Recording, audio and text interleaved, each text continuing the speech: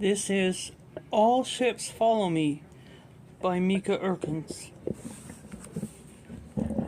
Chapter 3, POWs. Samarang, Indonesia, 2014.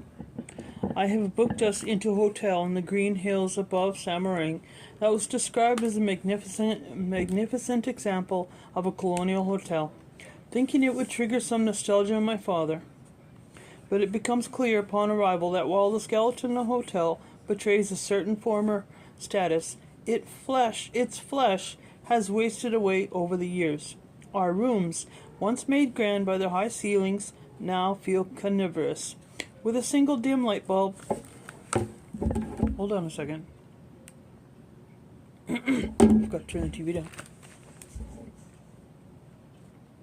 Our rooms, once made grand by their high ceilings, now feel carnivorous with a single dim light bulb hanging high above our heads. Dingy walls, blinds too small for the windows, and beds dwarfed by a dearth of other furniture. The following day, I book us into a skyscraping hotel into the city with modern amenities.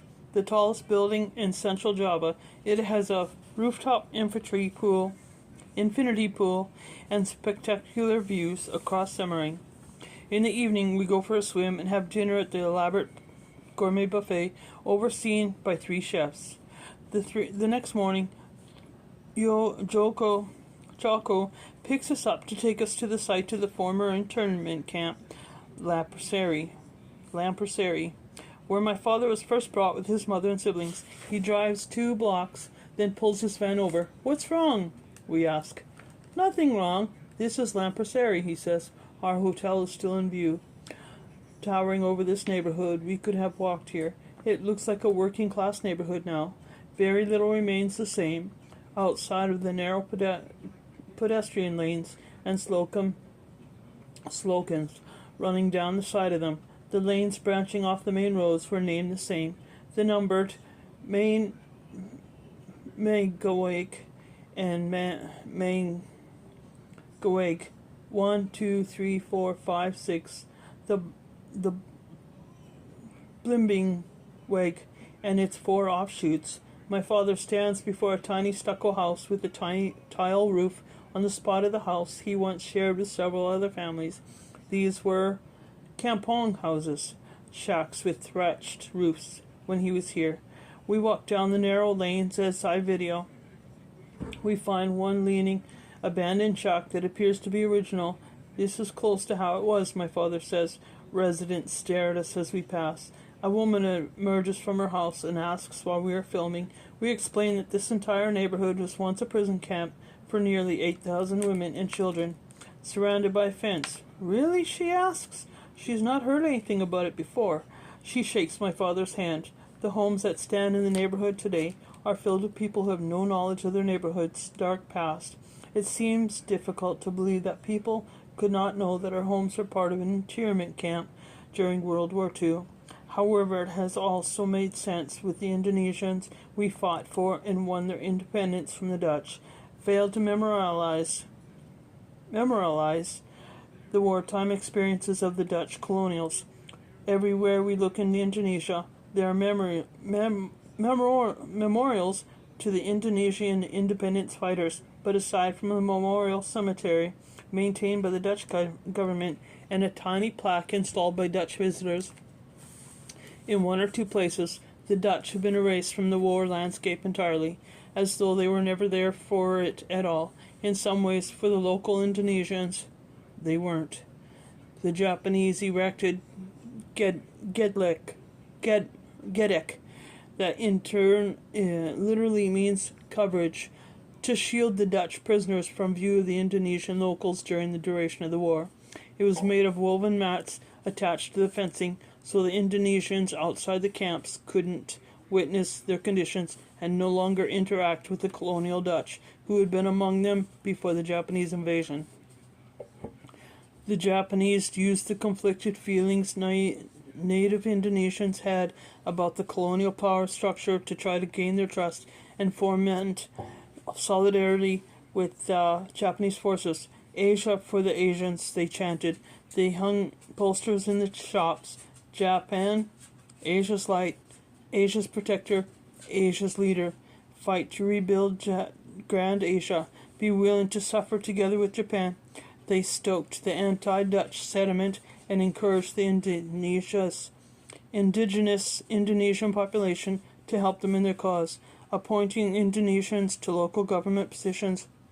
If they could appeal to a sense of racial loyalty as Asians, they would be seen as liberators rather than invaders, at least initially. As a result, the Indos, people with mixed Dutch and Indonesian blood, who were made to choose with which side they identified, often had it harder when they chose to stay outside of the camps than they did inside the camps, as anti-white rhetoric was spread and encouraged by the Japanese regime, and these people with white blood were labeled as tainted. The racism now came as a mixed family, Indonesians from both sides. Camp Lampersary, Semarang, Dutch East Indies, December 28, 1942. Authority in Lampersary is established immediately as they enter the camp. Some women are pulled from the line and their suitcases opened to be searched for contraband, money, Dutch or English printed material, radios, and more. Sheffy, now 11 years old, watches wide-eyed as the Japanese officers hit mothers with their batons to make them move when they get off their tracks.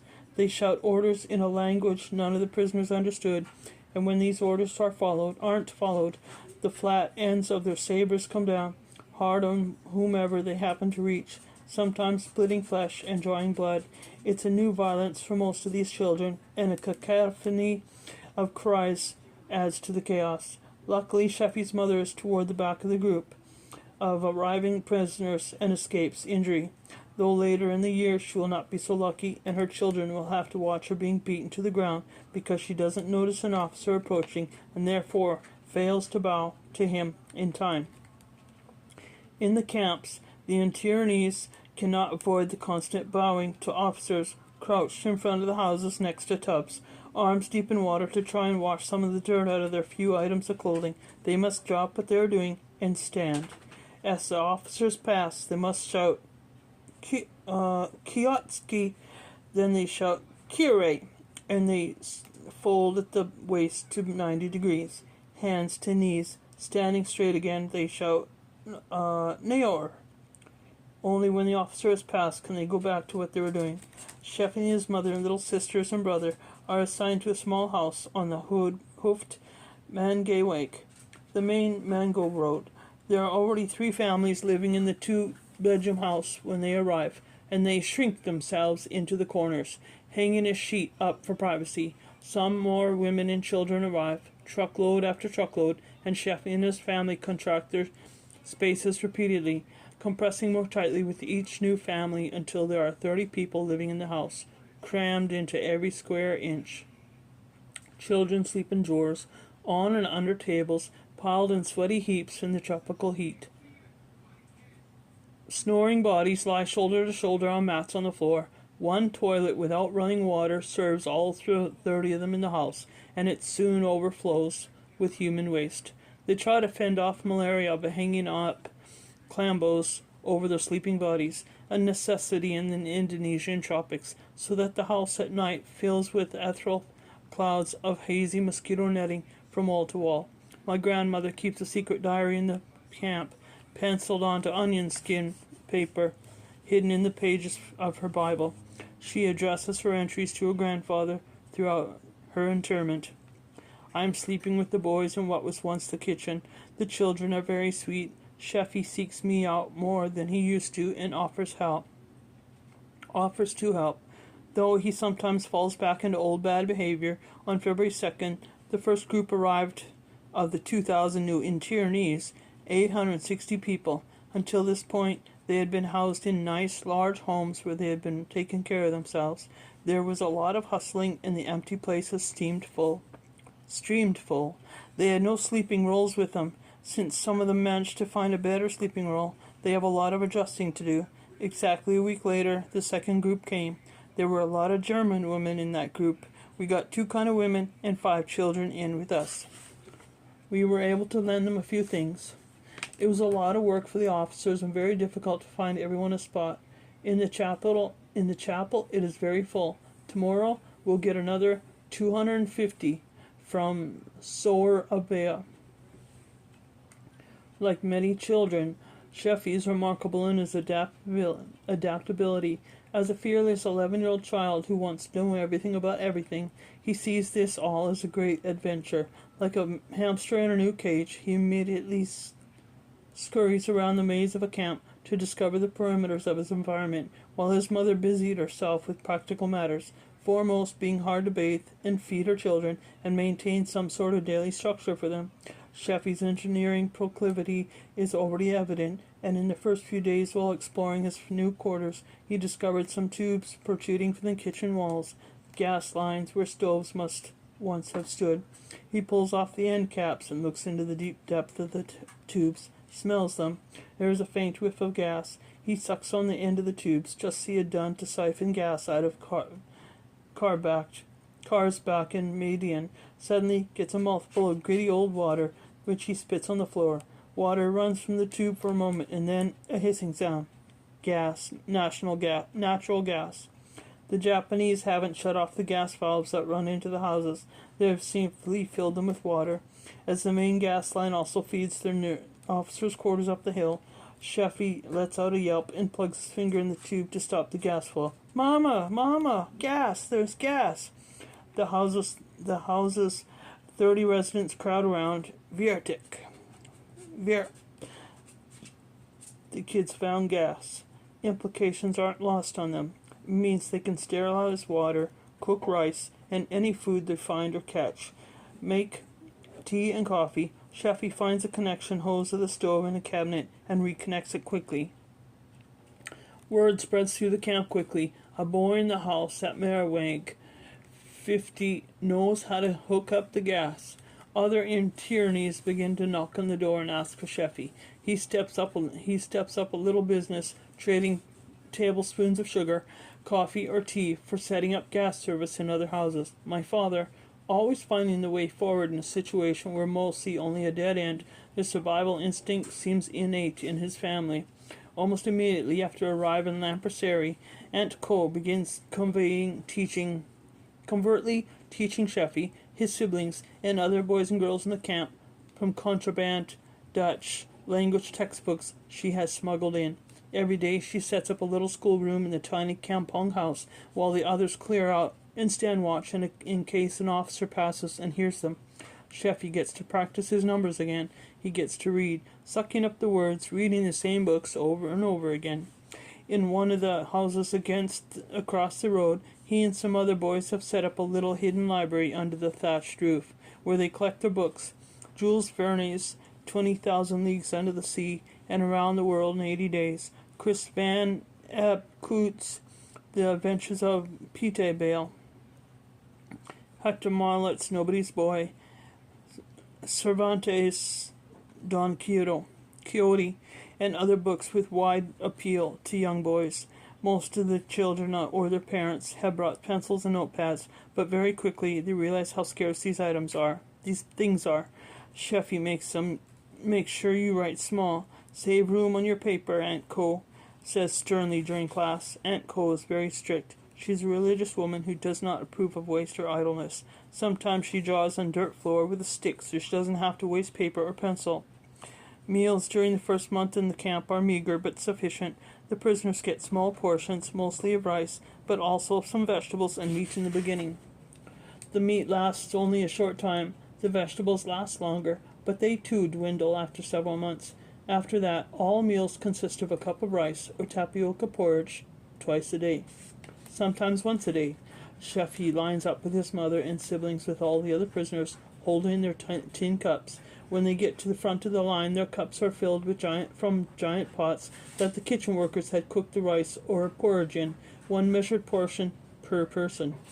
Being assigned to work in the kitchen is a coveted job because there are chances to tuck food under one's shirt, swipe a finger inside the rim of the pot when the officers look away, or sneak a second helping, but the job is dangerous. The rice or porridge is cooked over open fires in massive cauldrons, and more than once a woman trips and is badly burned.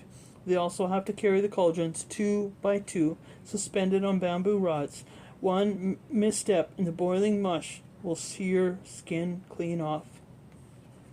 Most of the women are sent to work in the fields or to feed and care for the livestock that the Japanese are raising for themselves. A half-hour's walk from the camp at the foot of the Tanji Hills, there are pigsties and fields that the women sow full of Japanese eggplant, broccoli, cucumbers, and tomatoes, while the officer watched them.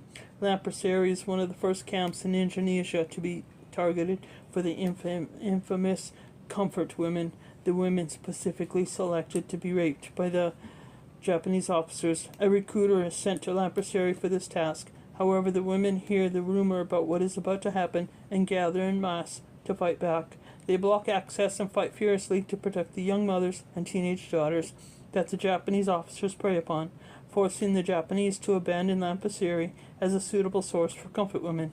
Not worth the trouble after repeated violent beatings only seemed to strengthen the prisoners' resolve to fight back. The Japanese have set up 200 internment camps throughout the Dutch East Indies, and prisoners at these smaller camps are easier to overpower. In Java, Lampraseri and 3 other camps are the only ones where the prisoners fight back. Sheffy's inherent perseverance is his best asset in the camp. When the meals begin to dwindle and the prisoners' bellies begin to learn the gnawing twist that will become their daily reality, he patrols the narrow paths of the camp, looking for snakes, lizards, rats, or birds' nests with eggs or baby birds. Despite the lack of food, everyone drinks coffee, still rather plentiful in the Dutch East Indies. The caffeine keeps them awake as their bodies, drained of nutrients, rapidly shrink with their forced labor in the sun. My grandmother continues to write my grandfather letters in her secret diary throughout their internment, but the worry creeps into her language as her optimism begins to wane. September 12th, 1943. It has been so long since I've heard anything from you. I'm going to try to write you every day. We all long so much to live together with you again. I'm writing this on my bed, the only place where you can be alone here. September 21st, 1943. This week we've had to do roll call twice a day. Turned in all our books besides Bibles. This is especially unfortunate for the children, especially now that the school is closed, now that they play in the fort the whole day, make masks, bows and arrows, etc., and have scavenger hunts. The newspaper doesn't appear anymore since 10 minus 10 days ago. The radio has been taken away. Now we are completely deprived of news. No news is good news. We have to believe. A day comes when the Japanese post a notice on the bulletin board in the camp. All males over 10 years old will be moved into separate barracks up the hill near the officers' quarters on the other side of the Blinging Road. The mothers furrow their brows. Why are their sons being separated from them? They aren't given a choice. After a year in the camp, Sheffy is now 12 years old. He has to go. The boys pack their few items into their suitcases and are marched up the hill to the new quarters. Every day, Sheffy and the other boys count off for the officers to in charge of them. Ich, ni, san, shi, go, roku, shishu, hicha, ku, and ju. They learn the drill quickly because if they don't say it properly, they are whacked with a stick by John the Whacker. The officers who guard them inside the camp quickly get Dutch nicknames. In addition to John the Whacker, the officers include Little Co, Hockey Stick, Pretty Carl, the Bloodhound, the Easter Egg, Bucket Man, Chubby Baby, and Dick and Jane, who patrol together. Seiken Kimura, the man known as John the Whacker, is arguably the most sadistic. He earns his nickname for the way he seems to enjoy striking internees indiscriminately without warning. When he discovers that a woman in the camp has been hiding money, he confiscates it and punches her in the face.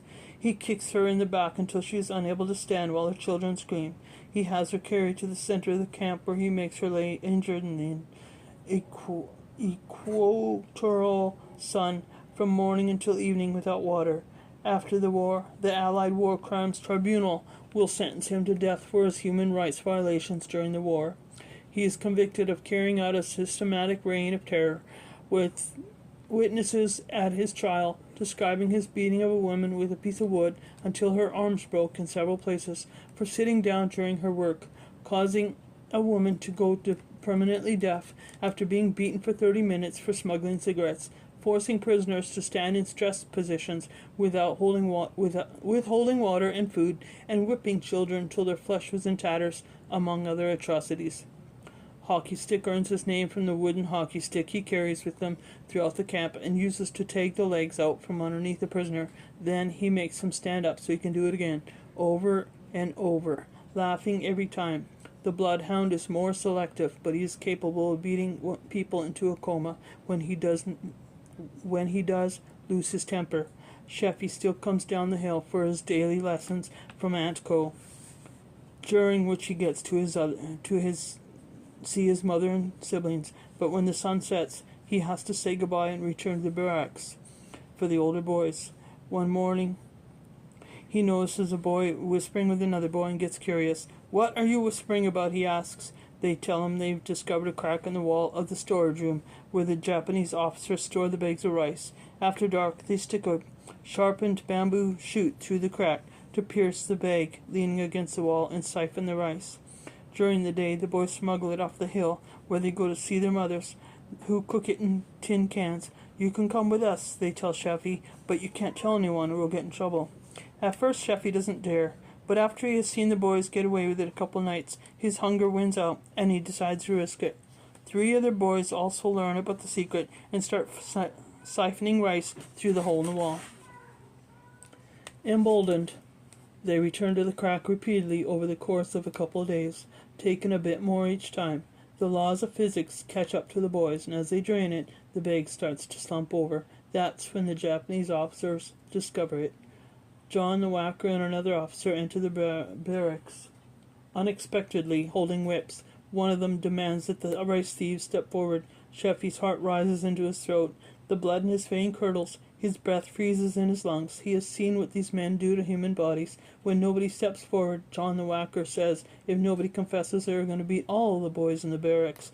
The other boys start murmuring, "Confess! Don't make us all get beaten!" One of the thieves steps forward, and then, shaking, so does Sheffy. He turns to look up at the other thieves, waiting for them to step forward too. But they don't move. They know what comes next, and 2 sacrificial lambs seem to satisfy the officers. John the Whacker steps in front of Sheffy, who trembles uncontrollably. He puts his face in Sheffy's face and shouts in Japanese as the other officer translates in Bahasa. "Take your shirt off, turn around and face the group." Sheffy pulls his shirt off and faces the other boys. The officer steps back. Then he begins unlashing blows on Sheffy's back with audible cracks. Tears run down Sheffy's face. He could feel warm blood begin to run down his back. The officer stops, and Sheffy thinks it's over, but it isn't. The officer turns him around and whips his chest until he bleeds. Then he pushes Sheffy back towards the other boys. The other boy is bloody too, and the boys encircle them both. As soon as the officers leave, Sheffy runs, scared. He can think of only one thing: Mama. He arrives at the Mangweg house, covered in welts and blood, but Mama isn't there. Aunt Co is there. In ragged bursts, she tells him what happened, but instead of comfort, he finds her Calvinistic anger. "You shouldn't have stolen. Stealing is a sin," she scolds. "You could have been killed." As punishment for stealing, she sends him outside with a can. "Dig holes in the ground as penance," she says, not able to think of anything else. So he does. He digs holes while his blood dries in the sun, then runs again with sweat. When Sheffy's mother returns, she finds him there on his hands and knees digging and asks him what happened. Aunt Co appears in the doorway and explains that she's punished him for being a thief. My grandmother says, "You shouldn't have stolen. Don't do it again.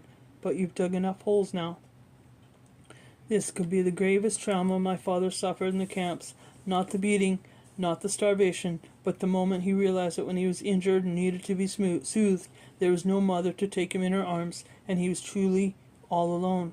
In every boy's diary I read at the Netherlands Institute for War Documentation, there is a forced hardening, a pivot from describing the overwhelming homesickness for mother to describing the practical things the boys do to survive. Mentions of parents in these diaries become less prevalent as the war continues. It is palpable resignation. It breaks my heart more than anything else my father endured, more than the abuse or malnutrition, loss of tribe, every man for himself. In September 1944, the Japanese officers announced that the boys on the hill will be transferred out of Lampersary and tell the mothers to say goodbye to their sons, those scab-kneed, lizard-catching children now considered mature enough to do hard labor in a separate camp. The phrase the Japanese use is men over 10, as in all of the men over 10 are hereby reassigned to new camps, and so with a change of one word with relabeling, they justify the transfer.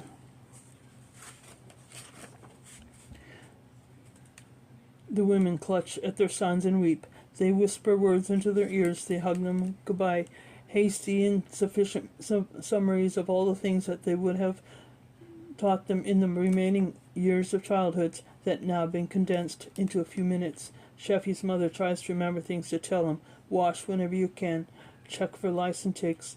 Find a buddy and work as a team. Don't fight. Keep practicing your equations. Whatever you do, just don't do anything to anger the officers. That's very important, okay? You have to promise me. Can you promise me that? Aunt Cole says, say your prayers every day. Sheffy's little sister, Dorje, hugs him and gives him some coffee. Fien, his youngest sister, hugs his legs, and my father kisses the top of his baby brother Key's head. Through the agitated buzz of the Dutch mothers, camp officers shout angry words in Japanese, words like, oh, I'm going to have problems with this one,